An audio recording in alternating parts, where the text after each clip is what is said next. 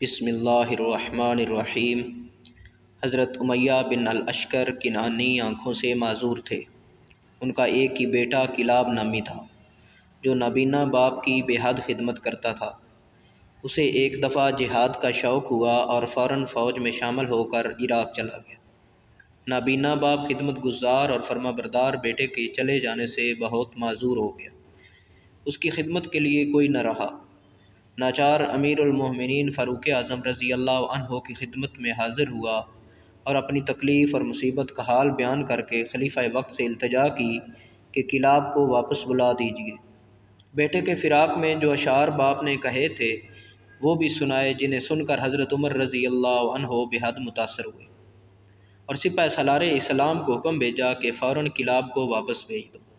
جب کلاب واپس آیا تو سیدھا مسجد نبوی میں حضرت امیر المومنین کی خدمت میں پہنچا۔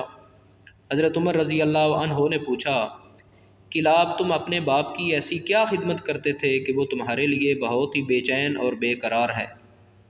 کلاب نے عرض کی، حضور میں ان کے سارے کام بڑے شوق سے خود کرتا تھا اور ان کو مطلق کسی کام کے لیے کسی اور کو کہنا نہ پڑتا تھا۔ جب وہ دودھ پینے کی خواہش کرتے تو میں اونٹنی کے تھن کو ٹھنڈے پانی سے دھوتا تاکہ دودھ بھی ٹھنڈا ہو جائے۔ دودھ دوہنے کے بعد برتن کو صاف کپڑے سے ڈھک کر باپ کے پاس لاتا تاکہ اس میں کوئی مکھی وغیرہ نہ پڑ جائے۔ اس پر حضرت عمر رضی اللہ عنہ نے فرمایا، اس طرح آج ہمارے سامنے دودھ دوہو۔ کلاب دودھ دوہنے میں مصروف ہو گیا اور حضرت امیر المومنین نے ایک آدمی کے ہاتھ اس کے باپ کو بلایا۔ وہ لاٹھی ٹیکتا ہوا آیا اور امیر المومنین کو سلام کر کے بیٹھ گیا۔ اتنے میں ان کا لڑکا دودھ دوہ کر فارغ ہو چکا تھا۔ حضرت عمر رضی اللہ عنہ نے اشارہ کیا، خاموشی کے ساتھ یہ دودھ اپنے باپ کی خدمت میں پیش کرو۔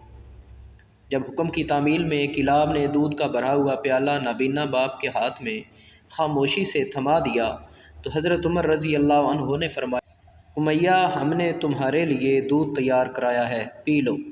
امیہ نے دودھ کا ایک گھونٹ لیا تھا کہ بے اختیار چلا اٹھا، مجھے تو اس دودھ میں سے کلاب کے ہاتھوں کی خوشبو آ رہی ہے۔ حضرت عمر رضی اللہ عنہ نے اور تمام حاضرین مجلس اس نظارے کو دیکھ کر اب دیدہ ہو گئے۔ حضرت عمر رضی اللہ عنہ نے حکم دیا، کلاب اپنے باپ سے ملو، اور کلاب آگے بڑھ کر اپنے باپ سے چمٹ گیا۔ فاروق اعظم نے فرمایا، کلاب تمہارا جہاد یہی ہے کہ تم اپنے باپ کی خدمت کرو، خدا تعالیٰ تمہیں جہاد کرنے سے بھی زیادہ ثواب عطا فرمائے گا۔